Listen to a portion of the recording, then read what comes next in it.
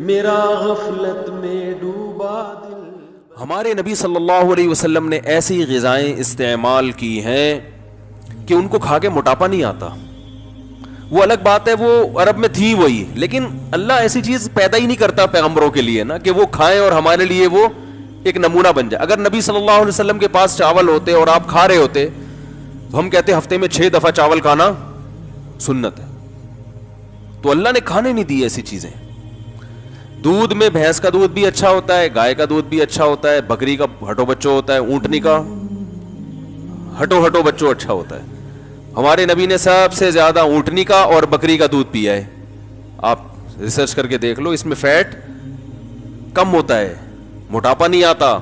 موٹاپا پیدا کرنے والی چیزیں ہمارے پیغمبر نے اور صحابہ نے کھائی نہیں ہے. اونٹنی کا دودھ اور بکری کا دودھ، یہ چیزیں یہ موٹاپا نہیں پیدا، اس میں فیٹ نہیں ہوتا اونٹنی کے دودھ میں، اور جگر کے لیے بہت اچھا ہوتا ہے. پھر جو کھائیے، گندم بہت کم کھائیے. تو کھجور تو مستقل آپ کھجوریں کھاتے رہیں، عادت ڈالیں، آپ دیکھو آپ کے چہرہ پہ ایسی فریشنس آ جائے گی نا، کیونکہ آپ صلی اللہ علیہ وسلم نے فرمایا افطار کس سے کرو؟ کھجور سے. اس کو آپ نے طیب فرمایا، ایسی پاکیزہ چیز ہے، کیونکہ جب خالی پیٹ ہے نا تو جو کھاؤ گے ٹھا کر کے لگے گا جسم کو.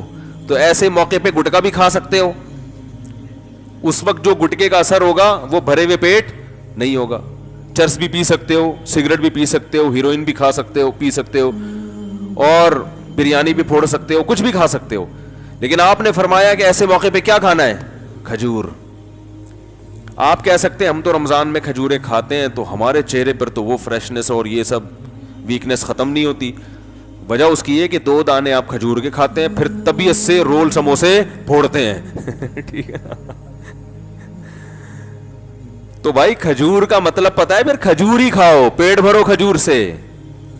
اور یہ دماغ میں سے نکال دیں کہ کھجور کھائیں گے تو پھر فلاں چیز کی کمی کیسے پوری ہوگی. وہ سب کچھ اللہ نے اس میں، صرف کھجور ہی کھا لینا آپ، سب کچھ ہو جائے گا. اس میں آپ کو طاقت بھی ملے گی، جو کاربوہائیڈریٹ ہے وہ بھی ملے، گلوکوز اچھا والا گلوکوز ملے گا آپ کو، اور آئرن بھی ہے، ہر چیز ہے. کہتے ہیں کھجور میں ایک اتنے سے دانے میں اللہ نے جتنی چیزیں جمع کر دی ہے نا، اتنی کسی اور پھل میں یکجا جمع نہیں ہوئی ہے. تو امی عائشہ، آج میں فجر میں حدیث پڑھتا ہوں نا یہاں روزانہ، تھوڑی دیر کا درس ہوتا ہے، تو امی عائشہ فرماتی ہیں کہ چاند، وہ تو غربت بیان کر رہی تھی کہ رسول اللہ صلی اللہ علیہ وسلم کے 3 چاند گزر جایا کرتے تھے اور ہم کھجور پانی کے علاوہ کچھ بھی میسر نہیں ہوتا تھا. ایسی زندگی تھی، لیکن اللہ نے اسی میں بڑی پاور رکھی ہے، طاقت رکھی ہے. تو چیزیں کھائیں، وہ بھی کھاتے رہیں، چھوڑ کون سکتا ہے، لیکن زیادہ آہستہ آہستہ جو فوکس کریں نا ان چیزوں کو. انجیر ہے، عرب لوگ کھاتے ہیں. میں شام کو آپ کو پتا ہے، ہم ترکی گئے تو وہاں شامی مہاجرین بہت تھے. تو ہم جب شام کے لوگوں کو دیکھتے تھے، ان کے چہرے میں الگ ہی رونق، چہرے میں الگ ہی نور. تو ہم اپنے دوستوں سے پوچھے یار یہ اتنے خوبصورت لوگ کیوں ہیں؟ انہوں نے کہا یہ صدیوں سے انجیر، زیتون، کھجور، یہ 3 چیزیں کھاتے آ رہے ہیں. ان کا ناشتہ اس کے بغیر نہیں ہوتا. اور ہم لوگ کیا کھاتے آ رہے ہیں؟ صدیوں سے پراٹھے پھوڑتے آ رہے ہیں، جیم کے ساتھ مکھن بھی ہمارا پتہ نہیں کون سا والا مکھن ہوتا ہے بھائی، جس نے جو لا کے مکھن کے نام پہ پکڑا دیا وہ کھانا شروع کر دیا ہم نے.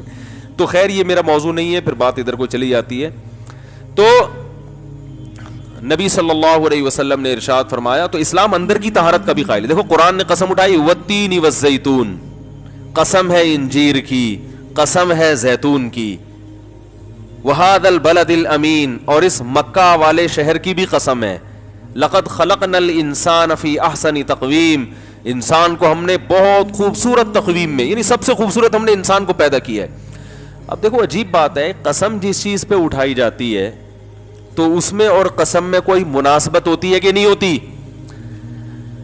مخلوق کے لیے اللہ کے علاوہ کسی اور کی قسم اٹھانا جائز نہیں ہے، لیکن جب اللہ قسم اٹھاتا ہے نا مخلوق کی تو وہ دلیل کے طور پر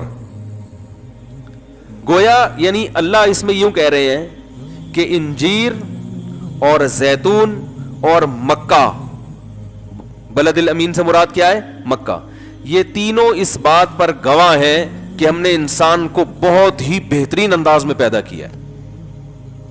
اب سوال پیدا ہوتا ہے انجیر کا اس قسم سے اور زیتون کا اس قسم سے اور مکہ کا انجیر زیتون سے کیا تعلق؟ بھائی یہ تینوں آپس میں کوئی میچنگ نہیں ہو رہی، ان تینوں کی آپس میں میچنگ نہیں ہو رہی، اور پھر قسم کی اس دعوے سے میچنگ نہیں ہو رہی جو اللہ نے قسم کے بعد دعویٰ کیا ہے.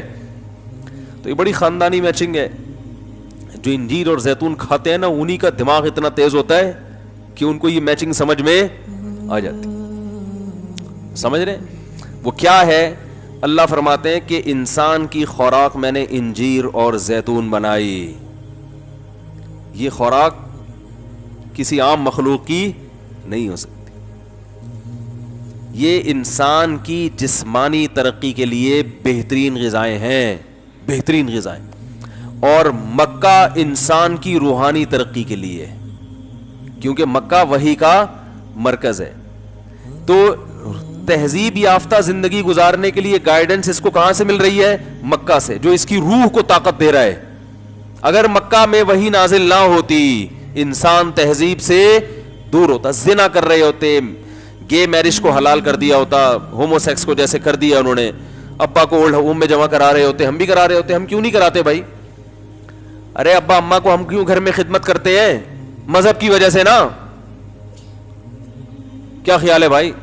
ورنہ تو ہم ہر چیز میں گوروں کو فالو کر رہے ہیں، تو پھر ابا کو گھر میں کیوں رکھا ہوا ہے؟ گورے تو ابا کو گھر میں نہیں رکھتے. بھائی نہیں سمجھ میں آ رہا تو بتا دو، میں گھر چلا جاتا ہوں.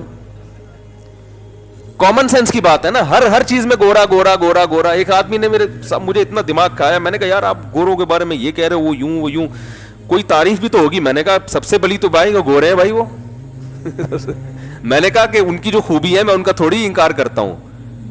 کہنے مثلاً میں نے کہا سب سے پہلی خوبی تو یہ گورے ہیں، ہم اس جیسے گورے نہیں ہم لوگ. تو اور خوبیاں بھی ہیں، میں خوبیوں کا منکر نہیں ہوں بھائی، لیکن میں یہ کہہ رہا ہوں کہ ہم تو چاہے خوبیاں ہو خامیاں ہو ہر چیز میں ان کو فالو کر رہے ہیں نا. گورے ہونے کے علاوہ بھی خوبی ہے، یہ نہیں کہ صرف گورے ہی ہونا ہے، اس کے علاوہ بھی کچھ خوبیاں ہیں ان کے اندر. دو نمبریاں نہیں ہے، منافقت نہیں ہے، یہ سب چیزیں نہیں ہیں وہاں پہ. تو اب کیا ہے کہ ہر چیز میں ان کو فالو کر رہے ہیں. تو اس اصول کے تحت تو ہمیں اپنے ابا اماں کو کہاں جمع کرا دینا چاہیے تھا، لیکن نہیں جمع کراتے. بھائی مذہب ہے یار، اللہ اس کے رسول کا حکم ہے تو عذاب آئے گا. تو یہ جو تہذیب والی تعلیم جو روح کو طاقت دینے کے لیے ضروری ہے، یہ مکہ ہے. اس وجہ سے یہ سب چیزیں ہمیں ملی ہیں، کیونکہ وہی نازل ہونا کہاں سے شروع ہوئی؟ مکہ سے. تو مکہ مرکز ہے جس سے انسان کو گائیڈنس ملی، روحانی زندگی، روحانی طاقت ملی. اور اللہ فرماتے ہیں تمہاری جسمانی طاقت کے لیے کیا رکھا ہے میں نے؟ انجیر اور زیتون. اس سے پتہ چلتا ہے کہ انسان عام مخلوق سے ہٹ کر ہے، اس کی روحانی ترقی کی بھی انتظام ہم نے کیا ہے. اور باڈی کو بہترین خوبصورت بنانے کے لیے جو غذائیں ہم نے اس کو دی ہیں وہ بھی انجیر اور زیتون جیسی خاندانی غذائیں ہیں. اس سے پتہ چلتا ہے انجیر اور زیتون کیا چیز ہے. سمجھ رہے ہو کہ نہیں سمجھ رہے؟ لیکن زیتون پکا کے نہیں کھایا کریں، اس میں نقصان ہوتا ہے. آپ کون سا کھا رہے ہیں گھر جا کے؟ تو کھانا تو وہی ہے جو چل رہا ہے مارکیٹ میں.